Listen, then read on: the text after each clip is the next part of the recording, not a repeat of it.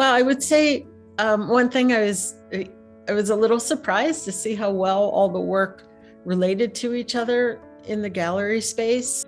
So we all had been exploring grief as a subject matter for a few years. Renee, probably the longest out of the three of us. Of course, I admire Renee and Adrian's work a lot, and we have similarities in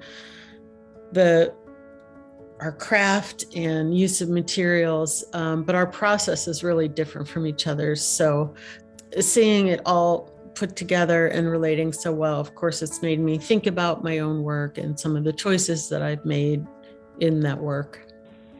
I feel for me, it's actually very comforting to know that my close friends also deal with grief and work using grief as a source of inspiration for their work.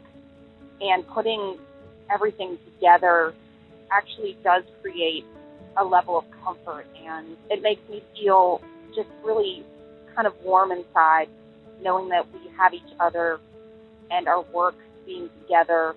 It's very meaningful for me. I've known Sue and Renee since I was a student in 1998, and to have this moment where not only three friends coming together, but three friends dealing with such a dark, intimate subject matter, it's been really comforting knowing that I can talk to them about some of my moments, and it's really an honor to show my work next to theirs as well.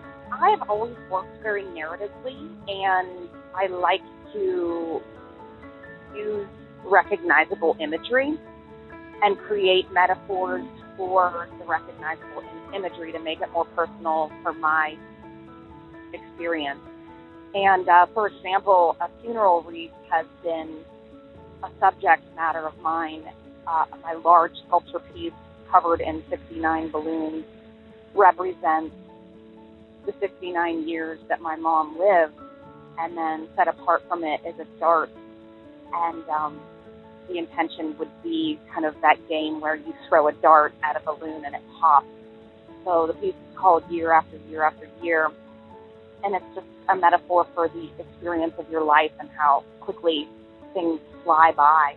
Years ago, I was at a family funeral, and when everybody left, they took a flower from the funeral bouquet, and I had never seen that before, and thought it was just a really nice way to honor somebody and to think about them. I've always kept those flowers. Since that experience, I've tried to do that whenever possible, is to take a flower and to keep it to remember that person. The process of casting organics is something in my own work that I've found to be really interesting and challenging. So having a collection of dried flowers, I was able to cast those things into metal. You know, your life is celebrated and decorated with funeral wreaths.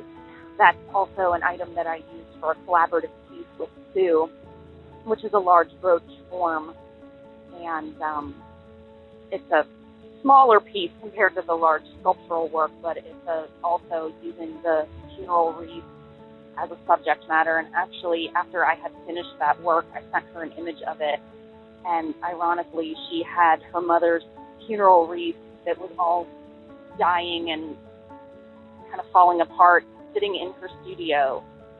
So it was just really kind of a magical moment that we both sort of connected with that imagery.